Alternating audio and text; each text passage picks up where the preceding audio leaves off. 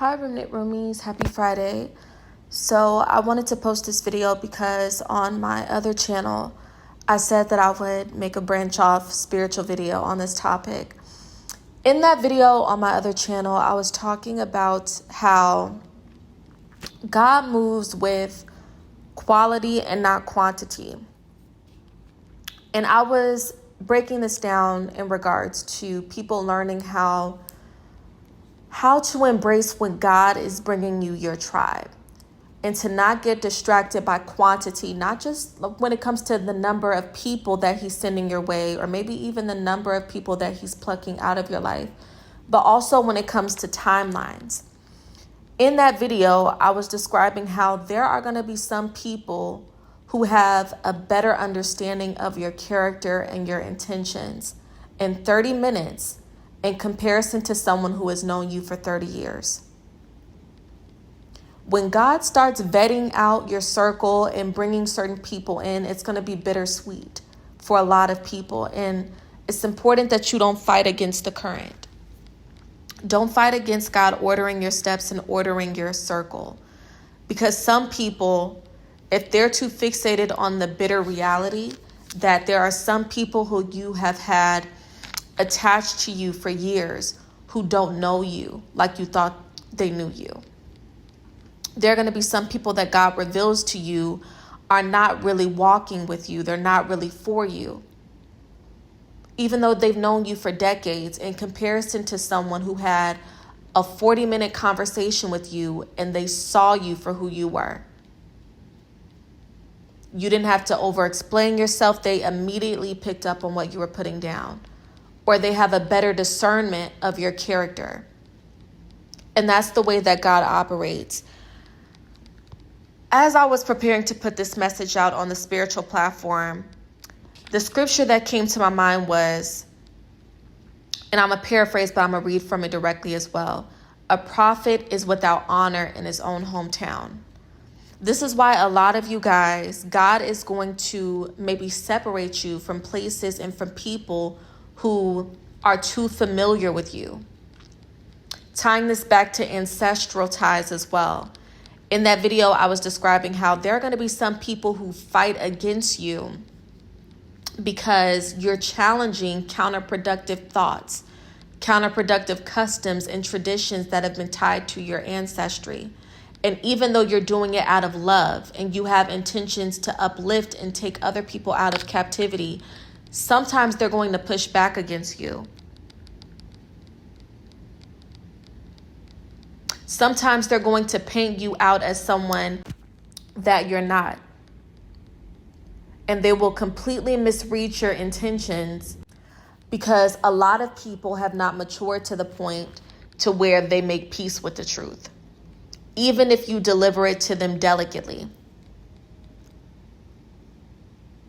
Even if you're trying to correct someone out of love, they are going to reject it if they're trauma bonded to counterproductivity. And what's really happening is when people become complacent and comfortable, even when someone is delivering a breakthrough to them, because it challenges the status quo, they're going to reject you.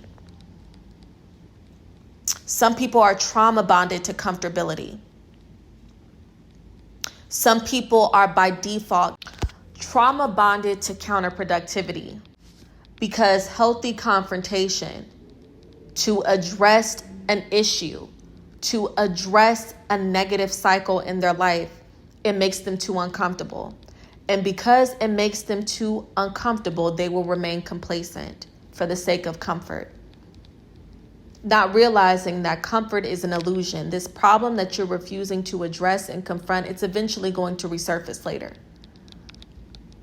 But as long as they don't do the work to face that cycle and to acknowledge that cycle for what it is, they're going to stay in that rut. And you're going to have to let them stay in it. You're not going to be able to get through to them if they do not want to do the work. So some people are going to reject you when you start to challenge those counterproductive cycles, because if people are comfortable with complacency, they will always reject the truth and the truth bearer. The person who delivers the truth, even with love, even with delicacy, is going to be misinterpreted. And you have to let people meet their fate. Once you do your due diligence, don't get caught up in, feeling bad and trying to go above and beyond to make these people see something that they refuse to see. There's another scripture where God had to prompt someone to take the speck out of their own eye before they spoke at another person. But if someone can't acknowledge the speck in their own eye, if they're not willing to do that work to take it out of their eye first, you're not going to be able to get through to them. Their vision is always going to be obscured. I want to read directly from Mark 6. And it reads, Jesus left there and went to his hometown, accompanied by his disciples. When the Sabbath came, he began to teach in the synagogue, and many who heard him were amazed. Where did this man get these things? They asked. What's this wisdom that has been given him? What are these remarkable miracles he is performing? Isn't he the carpenter? Isn't this Mary's son and the brother of James, Joseph, Judas, and Simon? Aren't his sisters here with us? And they took offense at him. Jesus said to them, a prophet is not without honor, except in his own town, among his relatives, and in his home. He could not do any miracles there, except lay his hands on a few sick people and heal them. He was amazed at their lack of faith. Some of you all, there's not an efficiency problem. God has instilled in you the capacity to carry out his purpose for you. The issue is the people that you're around. You can't get through to them, and you can't operate in your purpose because of their lack of faith, their lack of belief. You're not going to be able to get through and carry out certain tasks if you're constantly having to go back and forth with people who have a vision problem. The time that could be spent on you moving on to the next person, helping the next person, is being wasted going back and forth with someone who has a vision issue. And yes, as that scripture read, sometimes the vision issue is going to come from people who you think are closest to you, or who you think should know you the best and see you for who you are more accurately because they've known you the longest. But once you are born again, God will start to give you the revelation. He leads with quality, not quantity.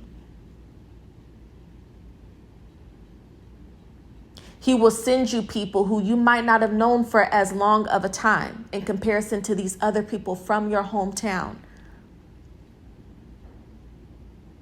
But their discernment makes them a more quality person.